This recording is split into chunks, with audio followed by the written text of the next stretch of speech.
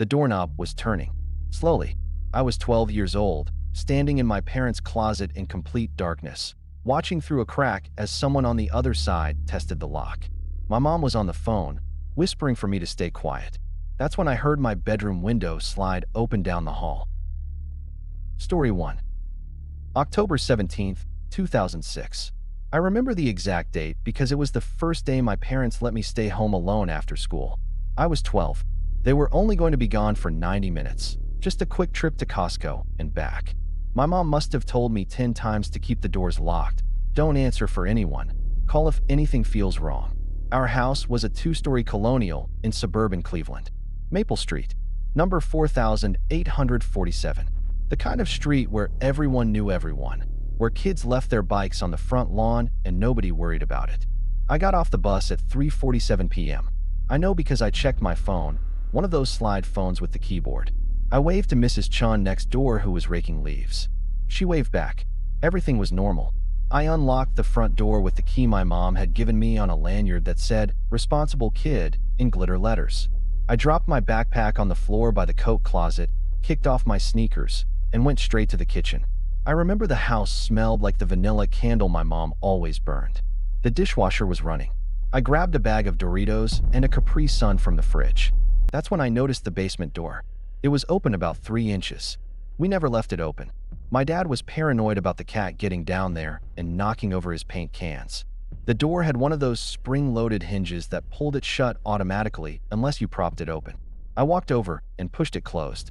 Heard it click. Probably the cleaning lady, I thought. She'd been there that morning. I went upstairs. My bedroom was at the end of the hall, past my parents' room and the bathroom. The door was closed. I always left it open when I left for school. My mom had this thing about air circulation, about keeping doors open so the heating vents worked properly. She'd remind me every single morning. I stood there for 5, maybe 10 seconds, just staring at the door. My hand was on the doorknob. It was cold. I turned it and pushed. Everything looked normal at first glance. My bed was made. I'd done it that morning to earn my allowance. My desk was clear except for my lamp and a stack of library books. But my closet door was open, wide open. I was obsessive about keeping it closed because the light from the hallway would shine on the mirror inside and make weird shadows that freaked me out at night. I walked over to close it. My hands were shaking a little, though I didn't know why. I pulled the door shut, and that's when I saw it. On my bed, my pillows had been rearranged. I'd left them stacked against the headboard. Now they were laid out flat, side by side, like someone had been lying there. The room suddenly felt smaller. Wrong. I backed out into the hallway and pulled out my phone. I texted my mom. Did Maria move stuff in my room? Maria was our cleaning lady. The reply came fast. No, honey, she only does downstairs on Tuesdays. What? I didn't answer. I was staring down the hallway at the basement door. It was open again. 3 inches. Exactly like before. My heart started hammering so hard I could hear it in my ears. I took a step toward the stairs. That's when I heard it. A sound from the kitchen. Metal on ceramic. Like someone had set down a mug on the counter. I froze at the top of the stairs. From where I stood, I could see part of the kitchen, the island, the sink, the window above it that looked out onto the backyard. I couldn't see anyone, but I could hear breathing. Not loud, just this quiet, steady breathing that didn't match my own panicked gasps. Hello. My voice came out cracked, barely a whisper. The breathing stopped. For exactly 3 seconds, there was total silence. Then I heard footsteps. Not walking toward me, walking away, toward the back of the house, toward the basement door. I heard the hinges creak. Footsteps on the basement stairs. Going down. Slow, deliberate steps, like whoever it was wasn't in any hurry. Like they knew they had time. I ran back to my room and slammed the door. My phone. I needed to call someone. I dialed my mom. She answered on the first ring. Mom. I was trying to whisper, but it came out as a choked sob. Mom, someone's in the house. What? Sweetheart, what do you mean? Someone's here. They went down to the basement. I heard them. I heard them breathing. I could hear my dad's voice in the background. My mom was telling him to turn around, to hurry, something was wrong. We're coming, baby. We're 10 minutes away. I'm calling 911 right now. Where are you? In my room. The door's locked. Okay. Okay, good. Stay there. Don't open it for anyone but us or the police. Do you understand? I nodded even though she couldn't see me. I was backing away from the door, toward my window. That's when I heard it. Footsteps. Coming back up the basement stairs. Mom, they're coming back up. Stay quiet. Don't make a sound. I crawled into my closet and pulled the door almost shut, leaving just enough of a gap to see my bedroom door. My phone screen said 4:03 p.m. 16 minutes since I'd gotten home. It felt like hours. I could hear them in the hallway now. The footsteps were different on the hardwood, sharper, clearer. They stopped outside my door. I watched the handle. It didn't move, but I could see a shadow under the door. 2 feet. Standing there. Just standing there. Then I heard a sound that made my blood freeze. My doorknob started to turn. Slowly. Testing it. It was locked, but the person on the other side didn't stop. They pushed against the door. Once. Hard enough that the frame creaked. Then again. The shadow moved away. The footsteps continued down the hall. I heard my parents' bedroom door open. Their closet sliding open. Drawers being pulled out. The sounds were methodical. Purposeful. Then nothing. Complete silence for maybe 30 seconds. Then I heard something that still gives me nightmares. My window. In my bedroom. Right outside the closet where I was hiding. The window was sliding open. The screen was being pushed out. It fell onto the roof with a soft thud. Someone was climbing through my window while someone else was going through my parents' room. I couldn't breathe. Couldn't move. I heard footsteps in my room now. Heavy boots on carpet. They walked right past the closet. Stopped at my desk.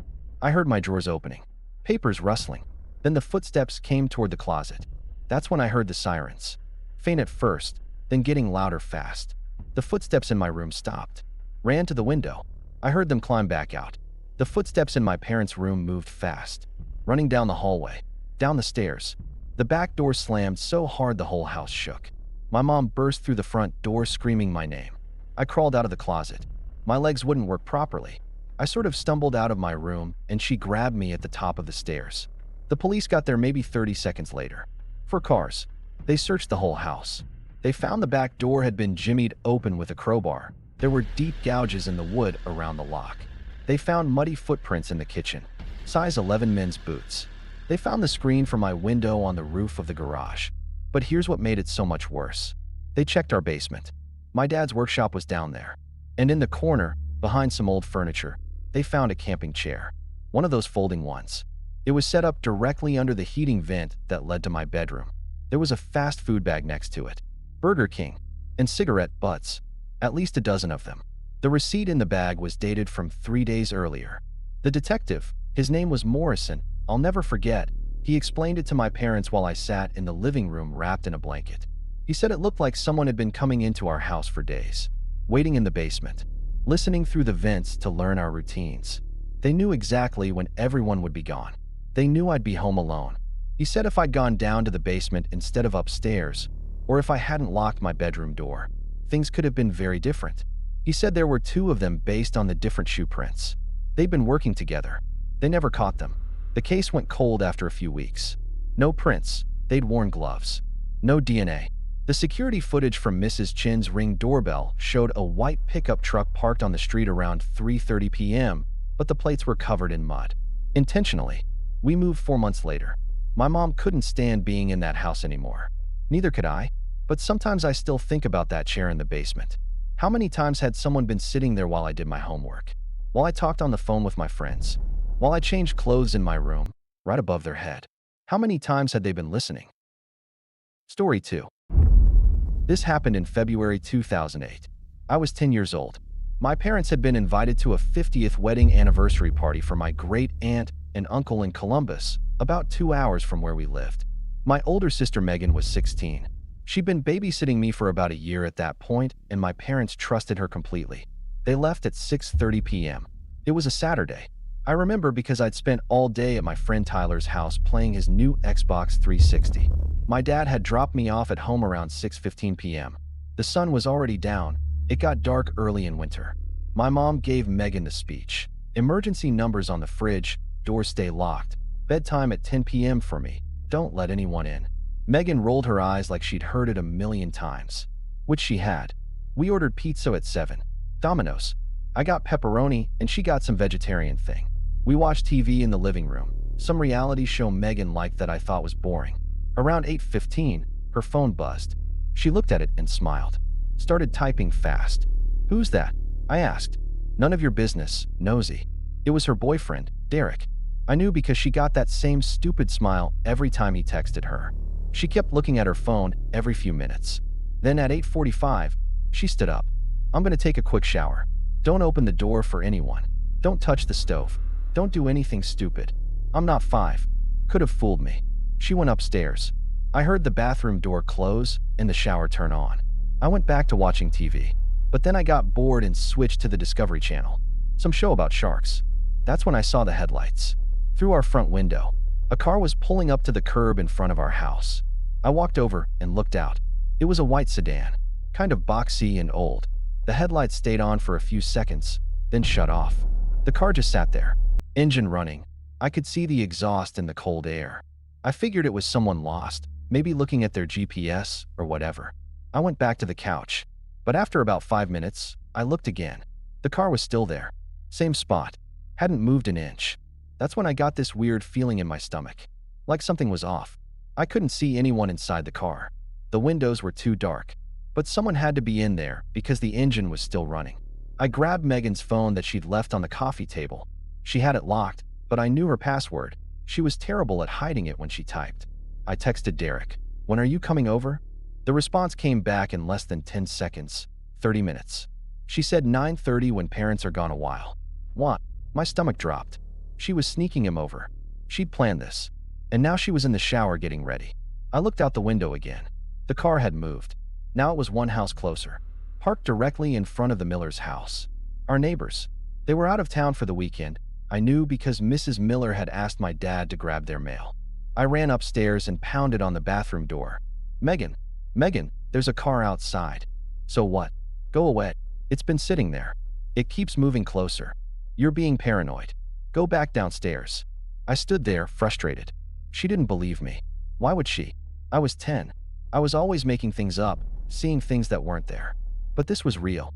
I went to my parents' bedroom. It had the best view of the street. I peeked through the curtains. The car was still there in front of the Millers. As I watched, the driver's door opened. A man got out. He was tall, wearing a puffy winter coat and a knit cap.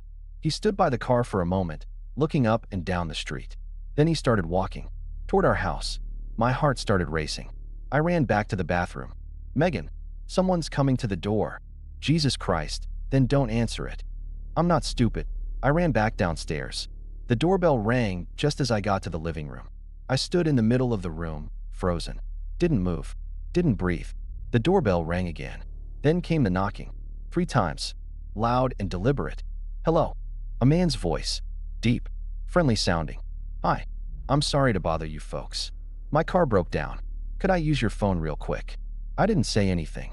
My eyes were locked on the door. The knob started to turn. Slowly. Testing it. It was locked. Thank God it was locked. The knocking came again. Harder. "Hello? Anyone home? I really need help. It's freezing out here." I backed away from the door, toward the kitchen. That's when I saw something that made my entire body go cold. Through the kitchen window, there was another man, in our backyard, walking toward the sliding glass door that led to the deck. 2 of them. There were 2 of them. I ran to the stairs and screamed, Megan, call 911. The shower shut off." "What?" "Call 911 right now."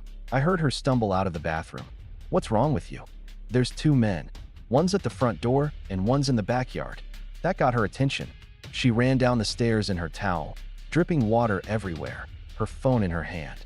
She looked at the front door, then ran to the kitchen window. I followed her. The man was trying the sliding door handle. When it didn't open, he cupped his hands around his face and pressed them against the glass. Looking right at us. Megan dialed 911. She was trying to sound calm, but I could hear her voice shaking. "Someone's trying to break into our house. 2 men. One at the front, one at the back." "Yes, we're home. We're here alone. My parents aren't home. Please hurry." The man at the sliding door stopped trying the handle. He just stood there, staring at us. Even though it was dark, I could make out his face in the porch light. He was younger than I expected, maybe 20s or 30s. He had a thin face and dark eyes. He wasn't wearing a mask or anything. He didn't care that we could see him. Then he smiled, raised one hand, and waved. Megan grabbed my arm and pulled me away from the window. We ran upstairs to her room, and she locked the door. We could hear the doorbell ringing again. More knocking, then banging. They were hitting the door hard enough that it sounded like it might break. Where are the police? I was crying now. I couldn't help it. They said 5 minutes. Maybe less. Megan pulled me into her closet and we sat on the floor. She had her phone on speaker. The 911 dispatcher was still on the line, telling us to stay put, stay quiet. Officers were almost there. Then everything went silent. No more knocking. No more doorbell. Nothing. The house was completely quiet except for us breathing. Did they leave? I whispered. Megan shook her head. She held up one finger. Listen. I heard it. Footsteps. Inside the house. Downstairs. Walking slowly through the living room. Into the kitchen. They're inside. Megan breathed into the phone. They got inside. They're downstairs. The footsteps stopped. Then they started again. Toward the stairs. Coming up. Megan's hand was crushing mine. We pressed ourselves into the back corner of the closet behind her hanging clothes. I could hear my heart beating in my ears. Could hear those footsteps getting closer. They reached the top of the stairs. Stopped. Then Megan's bedroom door handle started to turn. The door was locked. The handle jerked once. Twice. Then there was a massive bang as someone slammed against the door. The frame cracked. Another bang. The door was going to give. That's when we heard the sirens. Multiple cars. Tires screeching on our street. The footsteps downstairs ran. Fast. We heard the sliding door slam open. Footsteps on the deck. Then voices. Police voices. Stop right there. Get on the ground. On the ground now. The police found us in the closet 5 minutes later. Megan was still in her towel. I was still crying. They'd caught one of the men, the one who'd been in our backyard. He tried to run but tripped over a lawn chair on the deck. The other one got away in the white sedan. The one they caught was named Marcus Lowe, 28 years old. He had a record: breaking and entering, burglary, assault. The detective told our parents they'd been watching houses in the neighborhood, looking for ones where kids were home alone. They'd follow families, learn their routines, wait for the right moment. The sliding door lock was broken. They'd used a screwdriver to pop it. Simple. Quick. They would have been inside in under 30 seconds if we hadn't seen them. The detective said we did everything right by locking ourselves in and calling 911. He also said if Derek hadn't been planning to come over, if Megan had been in the shower with music playing and hadn't heard me, they probably would have grabbed us before we even knew they were inside. Megan didn't get in trouble for planning to sneak Derek over. Our parents were too shaken up. She never did it again, though. We found out later that Marcus Lowe wouldn't give up his partner's name. The guy in the white sedan was never caught. For months afterward, I'd see white sedans and my whole body would tense up. I'd look for that boxy shape. Those dark windows. I'm 26 now. I live in an apartment with my fiancée.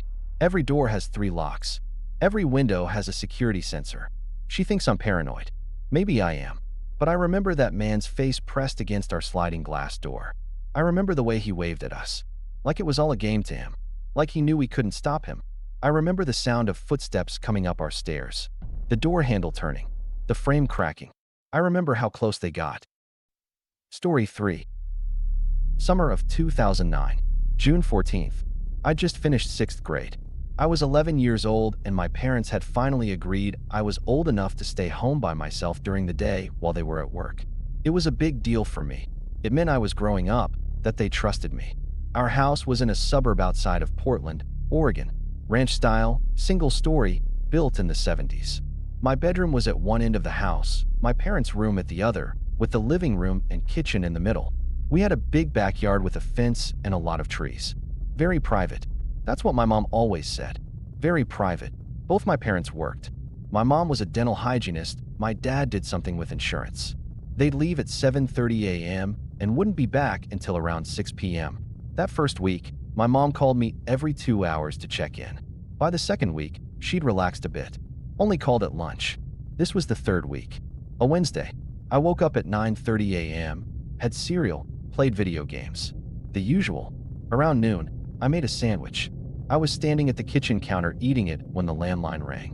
We still had one because my parents were old-fashioned.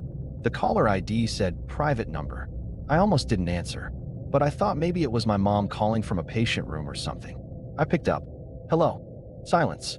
Not dead silence. I could hear background noise. Like traffic. Cars passing. Hello. I said again. Is your dad home? A man's voice. Casual. Normal. Like he was selling something. No. He's at work. Can I take a message? What about your mom? Something about the way he asked made my skin prickle. She's in the shower. Do you want to call back later? No, that's okay. Thanks. Click. He hung up. I stood there holding the phone, feeling weird about it, but not sure why. It was probably nothing. Some salesman. I went back to my video game. 20 minutes later, the phone rang again. Private number. I answered. Hello. Same man. Same voice. Hi. Is your mom out of the shower yet? My stomach dropped. Who is this? Just a friend of your dad's. I need to talk to him about something. Is he home yet? No. I told you he's at work. Right. You did say that. So you're home alone then. I hung up. My hands were shaking. I stood there staring at the phone. It rang again immediately. I didn't answer. It rang 8 times before stopping. Then it started again. I unplugged it from the wall. I went to the living room and turned on the TV, trying to distract myself. But I couldn't focus. That question kept replaying in my head. So you're home alone then? I got up and checked all the doors. Front door locked. Back door locked. Sliding glass door locked. All the windows were closed except the one in my bedroom. I always slept with it cracked open. I went and closed it. Locked it. I felt better for a few minutes. Safer. Then I looked out my bedroom window and saw it. A dark green truck. Parked on the street about 4 houses down. I'd never seen it before. Our neighborhood was the kind where you recognized every car. This one was beat up, older model, with a dented tailgate. Someone was sitting in the driver's seat. I could see the silhouette. I backed away from the window. This was crazy. I was being paranoid. It was just a coincidence. Someone visiting a neighbor. I went to the bathroom and splashed water on my face. When I came back out and looked again, the truck had moved. Now it was 2 houses down. My heart started pounding. I ran to my parents' room and grabbed the cordless phone from their nightstand. I dialed my mom's work number. It rang 4 times, then went to the answering machine. I tried my dad. Same thing. Where were they? I looked out the front window. The truck was now parked directly in front of our house. The driver's door opened. A man got out. He was big, maybe 6 feet tall, heavy build. He wore jeans and a stained white t-shirt. His hair was buzzed short. He stood by the truck for a moment, looking at our house. Then he started walking up our driveway. I ran to the front door and checked the lock again. It was locked. I put the chain on too. The doorbell rang. I didn't move. It rang again. Then he knocked. 3 times.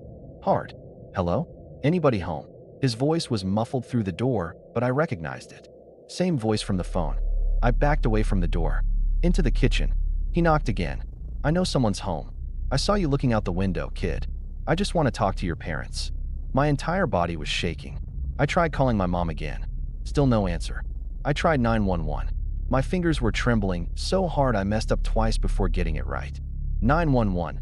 What's your emergency? Someone's at my door. I'm home alone. He called earlier, and now he's here. The words came tumbling out. Okay, slow down. What's your address? I gave it to her. She said officers were on their way. Stay away from the doors. Don't open anything. Is there a room I could lock myself in? My bedroom. It locks from the inside. Go there now. Stay on the line with me. I ran to my bedroom and locked the door. I could still hear him knocking on the front door. Then it stopped. Everything went quiet. The dispatcher was asking if I could still hear him. No. It stopped. I don't know where he. That's when I heard it. The back door. Someone was trying to open it. The handle was rattling. Then I heard something else. A scraping sound. Metal on metal. He was trying to jimmy the lock. He's at the back door. I whispered into the phone. He's trying to break in. Officers are 3 minutes away. Stay where you are. The scraping stopped. I held my breath. Then I heard footsteps. On the deck. Moving around the side of the house. They stopped outside my bedroom window. The window I just locked. I looked at it. The curtains were drawn, but I could see a shadow through the thin fabric. Someone was standing right there. Right outside. I watched the shadow move. A hand appeared at the edge of the window frame. Fingers curling around. Testing it. The window rattled, but didn't open. He's at my bedroom window. I breathed into the phone. The shadow moved away. The footsteps continued around the house. I heard him trying another window. The bathroom window. Then the kitchen window. Each time, the same rattling. The same testing. Then I heard sirens. Faint at first, but getting louder.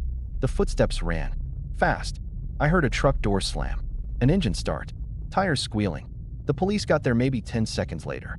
They found tire tracks in our driveway. Scratch marks on the back door lock where he'd tried to pry it. Mud from his boots on our deck. But he was gone. They took my statement. Asked about the phone calls. They traced the number. It came from a payphone at a gas station 2 miles away. The truck matched the description of one that had been reported in a string of daytime burglaries in the area. They'd been targeting homes where kids were home alone during summer break. The detective, his name was Ramirez, he told my parents that the guy had probably been watching our house, learning the pattern, waiting for a day when I was definitely alone. The phone calls were to confirm no adults were home. He said they'd caught 2 other guys doing the same thing in neighboring towns. They'd call, and if a kid answered, they'd show up within 30 minutes. Sometimes they'd break in even with the kid there, force them into a closet or bathroom while they ransacked the place. Sometimes worse. My mom quit her job the next day. She worked from home after that. I was never left alone again until high school. But what still gets me, what I still think about, is this. When the police checked our backyard, they found something. Behind a shed, hidden in the bushes where you couldn't see it from the house. A camping chair, one of those fold-out ones. And cigarette butts, a lot of them, old ones, like someone had been sitting there for days, watching. The detective said based on how many cigarettes there were, whoever it was had been watching our house for at least a week, learning when I was alone, planning the whole thing. I never saw that green truck again. They never caught the guy. But sometimes, even now, when I'm at my apartment and I hear footsteps outside my door, I freeze. I listen. I wait for the sound of a handle being tested. And I think about those cigarette butts. About someone sitting behind my house, watching my bedroom window, watching me sleep, watching me play video games, watching me make lunch in the kitchen, just waiting for the right moment. Story 4.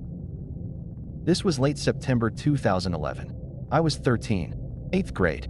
I thought I was pretty tough, too old to be scared of anything, especially not being home alone. I'd done it dozens of times by then. My mom worked as a night shift nurse at the hospital. 3 nights a week, Tuesday, Thursday, Saturday. My dad traveled for work, gone Monday through Friday most weeks. So those Tuesday and Thursday nights when my dad was gone and my mom was working, I was by myself from 6 p.m. until she got home around 7:30 a.m. Usually it was fine. I'd do homework, watch TV, play Xbox Live with my friends. We lived in a decent neighborhood outside Phoenix. Quiet, safe, never had any problems. This particular Thursday, my mom left at 5:45 p.m. Her shift started at 6:30, but she liked to get there early. She went through the usual routine. Emergency numbers on the fridge, doors locked, don't stay up too late, text me if you need anything. I nodded through it all. I'd heard it 100 times. I ordered pizza around 7 p.m. Pepperoni and jalapenos from that place on Central. The delivery guy was the same one who always came. Miguel, really nice guy who always gave me extra Parmesan packets. I paid him cash, tipped him $5, locked the door after he left. I ate pizza and watched some show on Netflix. Around 9 p.m., I went to take a shower. Our bathroom was at the end of the hall, past my bedroom and the guest room. I remember turning on the water, letting it heat up, then getting in. I was in there maybe 10 minutes. When I got out and wrapped a towel around myself, I heard something. Music. Faint. Coming from somewhere in the house. I opened the bathroom door and listened. It was coming from the living room. The TV. But it wasn't the show I'd been watching. It was a commercial. For car insurance. And it was loud. Way louder than I'd had it. I walked down the hall, water still dripping from my hair. Hello. No answer. I got to the living room. The TV was on. Remote was on the coffee table where I'd left it. But the pizza box was gone. I'd left it on the couch with 3 slices still in it. Now it was just gone. My skin went cold. Hello. I said again, louder this time. Nothing. The house was silent except for the TV. I grabbed my phone from the coffee table and went to my room. Locked the door. I texted my mom. Did you come home? Her response came 30 seconds later. No, sweetie. I'm at work. Why? Everything okay? I stared at the message. The pizza box didn't just disappear. Someone moved it. Someone was in my house while I was in the shower. I called her. She picked up on the first ring. Mom, something's wrong. What happened? I took a shower, and when I came out, someone changed the channel on the TV and the pizza box is gone. Someone was in the house. I could hear her talking to someone in the background. Then she came back on. Okay, I'm leaving now. Lock your door. Don't come out. I'm calling the police. Mom, wait. Lock your door. I'll be there in 15 minutes. She hung up. I sat on my bed, phone clutched in my hand, listening. The TV was still playing in the living room. I could hear it through the door, but then I heard something else. A creak. like someone stepping on the floorboard in the hallway. Our house was old. The floors creaked everywhere. But this was close, right outside my door. I stared at the gap under the door, waiting to see if a shadow passed. Nothing, just the faint light from the hallway. I didn't move, didn't breathe. Then my doorknob started to turn. Slowly, deliberately. The lock held, but I watched the knob rotate as someone tested it. Then it stopped. I heard footsteps move away, down the hall, toward the kitchen. I wanted to call 911, but I was terrified that if I spoke, whoever was out there would hear me. So I texted instead, 911, and then someone in my house, and then my address. I don't even know if that works, but I sent it anyway. Then I called 911 for real and whispered to the dispatcher. She could barely hear me, but she got enough. Address. Someone in the house. Home alone. Officers were coming. I sat there for what felt like an hour, but was probably only 5 minutes. I could hear someone moving around, opening cabinets, the fridge door opening and closing. They were in the kitchen, just helping themselves, like they owned the place. Then I heard the front door open. The sound was unmistakable, that specific creak our door made. Footsteps on the porch. The door closed. Then silence. They left. Just like that. They left. But I didn't move. I stayed in my room, door locked, phone in my hand, until I heard my mom's voice calling my name. Until I heard the police say it was safe. When I finally came out, there were 3 cop cars in our driveway. Lights flashing. Neighbors coming out to see what was going on. My mom grabbed me and wouldn't let go. The police searched the house. They found the back door unlocked. The bolt was still in place, but the handle lock had been turned. I'd locked it. I was sure I'd locked it. But somehow it was unlocked. They found muddy footprints in the kitchen. Men's boots. Size 10 or 11. They found the pizza box in the trash can outside. They found beer bottles in the recycling. We didn't drink beer. Someone had gone through our fridge and helped themselves. But here's what really messed me up. They found something in the guest room. The door had been closed when my mom left. I never went in there. We just used it for storage. But it was open now. And inside, on the bed, there was a blanket laid out. And an indent in the pillow, like someone had been lying there. The detective said it looked like someone had been in our house for a while. Maybe hours. Maybe the whole time. They'd probably hidden when the pizza guy came. Waited until I was in the shower to move around freely. They dusted for prints. Found nothing. The person had worn gloves. They checked the neighborhood cameras. Got footage of a skinny white guy in a hoodie walking down our street around 5 p.m., right after my mom left. He'd walked past our house twice. Then the cameras lost him. They never figured out how he got in. The doors were locked. Windows were locked. The detective said maybe he'd slipped in while my mom was leaving, hid somewhere, waited for his chance. My mom made me stay at my grandma's house for the next week. We changed all the locks. Got an alarm system installed. But the damage was done. I couldn't be in that house alone anymore. Every creak, every sound, I'd freeze up. Couldn't shower without checking every room first. Couldn't sleep without checking the closets. We moved 6 months later. My mom said it was for her job, but I knew the real reason. She couldn't stand it either, knowing someone had been in there, watching, waiting. Here's the thing that still haunts me, the pizza box. He took it while I was in the shower, which means he walked right past the bathroom. The door wasn't locked. I never locked it. He could have just opened it, could have come in, but he didn't. He just took the pizza and left the door alone. Why? Was he just hungry? Was he planning something else? Was he waiting for me to come out? I'm 25 now, married. We have a house in Colorado, but I still lock every door in the place when I'm home alone, even internal doors, even the bathroom door when I shower. My wife thinks I'm paranoid. Maybe I am, but she wasn't there. She didn't hear her doorknob turn, didn't see that indent in the pillow where someone had been lying down in her house, in the dark, waiting for her to let her guard down. She doesn't know what it's like to realize you were never alone at all. Story 5. November 2012. I was 14, freshman year of high school. My parents had gone to my aunt's wedding in Seattle and wouldn't be back until Sunday afternoon. This was Friday night. They'd debated taking me with them, but I'd begged to stay home. I had a huge biology test Monday, and I didn't want to miss a whole weekend of studying. After a lot of back and forth, they agreed, but only because our next-door neighbors, the Castellanos, promised to check on me. Mrs. Castellano said she'd knock on the door Saturday morning to make sure I was okay. My mom made me promise to keep my phone on, keep the doors locked, call if anything felt wrong. They left around noon on Friday. I spent the afternoon actually studying. Made myself dinner around 6 p.m., boxed mac and cheese because I wasn't much of a cook. Watched TV, texted my friends. Normal stuff. Around 10 p.m., I decided to go to bed early. I was tired and figured I'd get up early Saturday to study more. I brushed my teeth, changed into pajamas, set my phone on my nightstand. Our house was one story, and my bedroom was at the back corner. 2 windows, one facing the backyard, one facing the side of the house where the air conditioning unit was. I always slept with the side window cracked open a few inches. I liked the fresh air. My mom hated it, said someone could break in, but my dad said it was fine. The window only opened about 6 inches max anyway. No one could fit through that. I turned off the light and got into bed. I was on my phone for a while, scrolling through Instagram, responding to messages. I remember looking at the time at some point, 11:47 p.m. I put the phone down and closed my eyes. I don't know what time it was when I woke up. I just know it was that instant, jolting awake. The kind where your body knows something's wrong before your brain does. I opened my eyes. My room was dark except for the faint glow from my alarm clock. 2:38 a.m. I lay there, listening. The house was silent, but something felt off. Wrong. Like the air pressure had changed. Then I heard it. A creak. Floorboards. In the hallway. My door was closed. I always closed it at night. But I could see light underneath it.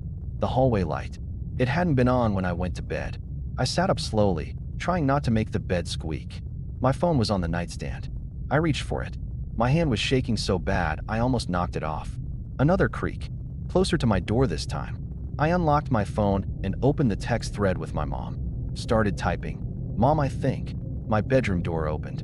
Not fast. Slow. Like someone was being careful. The light from the hallway spilled in, and I could see a silhouette. A person, standing in my doorway. My entire body locked up. I couldn't scream. Couldn't move. Just stared. The person stepped into my room. I still couldn't see their face. They were backlit by the hallway. But I could see they were tall, wearing dark clothes, and something over their face. A ski mask maybe, or a bandana. Don't scream. A man's voice. Quiet. Almost gentle. I'm not going to hurt you if you stay quiet. I couldn't have screamed if I wanted to. My throat was closed up. I was gripping my phone under the blanket. He took another step toward me. That's when survival instinct kicked in. I threw the blanket at him and ran. Just bolted straight past him toward the door. He tried to grab me, but I was smaller, faster. I made it into the hallway and sprinted toward the kitchen. Our kitchen had a door that led to the garage. If I could get there, lock it behind me, I could hit the garage door opener and run out into the street. Scream for help. Wake up the neighbors. But as I rounded the corner into the kitchen, I saw another person, standing by the back door, wearing the same dark clothes, same mask. There were 2 of them. I skidded to a stop. The one from my bedroom was behind me. The one by the back door was in front of me. I was trapped. We told you not to run. The one behind me. His voice was sharper now, angry. I looked around frantically. The knife block was on the counter to my right. I lunged for it, grabbed the biggest knife I could reach, held it out in front of me with both hands. Stay back. I'll stab you. I swear to God I'll stab you. They both stopped. The one from my bedroom held up his hands. Okay, relax. We're not here to hurt you. We just want your stuff. Money. Electronics. Give us what we want and we'll leave. Get out of my house. We will. Just calm down. I ran at the one by the back door. I don't know what I was thinking. Maybe I thought I could scare him, make him move. But he didn't. He grabbed my wrist, the one holding the knife, and twisted. The knife clattered to the floor. Then he shoved me backward and I hit the kitchen island hard. The air rushed out of my lungs. The other one grabbed my arms and pulled them behind my back. I said, don't run. I was crying now. Couldn't help it. Please just take whatever you want and leave. Please. That's the plan. He started dragging me toward the hallway. But first we need to make sure you stay put. They pulled me down the hall toward the bathroom, the small one with no windows. I realized what they were doing. They were going to lock me in there while they went through the house. How long would that take? 30 minutes? An hour? And what if they decided I'd seen too much? What if they didn't let me out? I started fighting, kicking, screaming. One of them clamped a hand over my mouth. Shut up, or this gets a lot worse. That's when I heard it. Sirens. Faint at first, but getting louder fast. Both of them froze. The one holding me let go. They looked at each other. Did you call the cops? The one from my bedroom. He sounded panicked. I shook my head. I hadn't. I'd been trying to text my mom, but I never hit send. The sirens were getting closer. Multiple cars. The one by the bathroom swore and ran toward the back door. The other one followed. I heard them fumble with the lock. Then the door swung open and they were gone. Just like that. I stood in the hallway, shaking, listening to them crash through our backyard. The sirens turned onto our street. I ran to the front door and looked through the peephole. 2 police cars. Lights flashing. They pulled into our driveway. I unlocked the door and ran out. One of the officers caught me as I stumbled down the porch steps. I was trying to explain, but the words came out jumbled. Break in. 2 men. They ran out the back. The officers went into the house, called for backup. Within 5 minutes, there were 6 cops searching our property and the surrounding yards. 9 units. Helicopters with spotlights circling overhead. They didn't find them. The 2 men had disappeared into the neighborhood, but the police found evidence. Muddy boot prints in my room. The side window was open wider than it should have been. They'd pried it open from the outside, popped the screen. That's how they got in. Through my bedroom window while I was sleeping. They found my phone on my bedroom floor. When the detective looked at it, he showed me something that made my blood run cold. The text thread with my mom. The message I'd started typing, "Mom, I think." It had been deleted, and there was a new message. Sent from my phone to my mom at 2:41 a.m. Can't sleep. Studying. All good. They'd taken my phone. Read my message. Deleted it. Sent a fake one to cover their tracks. They didn't want my mom to worry and call to check on me. They wanted time. The detective asked if I'd triggered any alarms. Called 911. No, I said. I didn't have time. Then why did we get called? That's when Mrs. Castellano came over.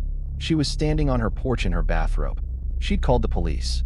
She'd been having trouble sleeping and happened to look out her window around 2:30 a.m. Saw 2 men in our backyard. One was climbing through my window. The other was standing watch. She called 911 immediately.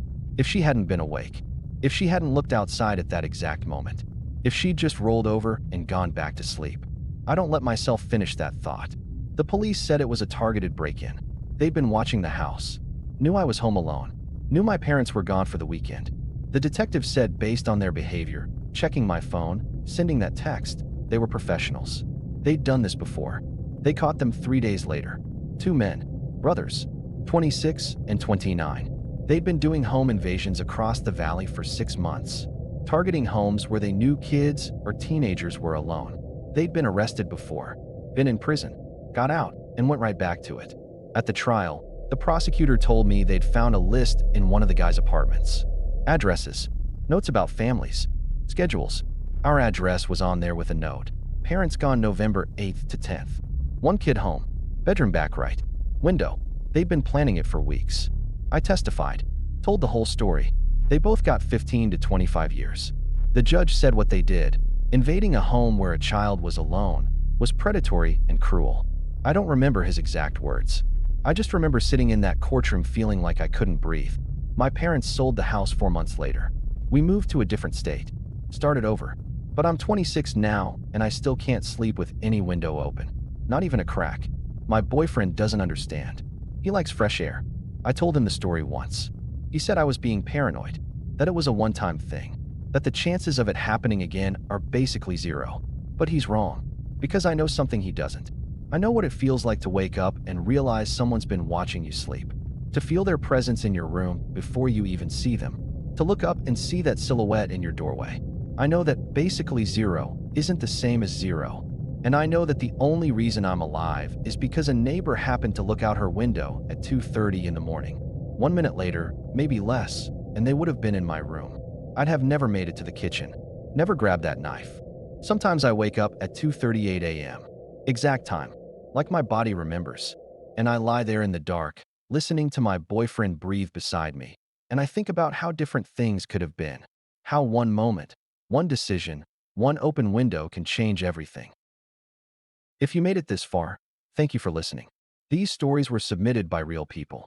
If you have your own experience you'd like to share, you can send it in through my email. Stay safe out there. Like and comment and share.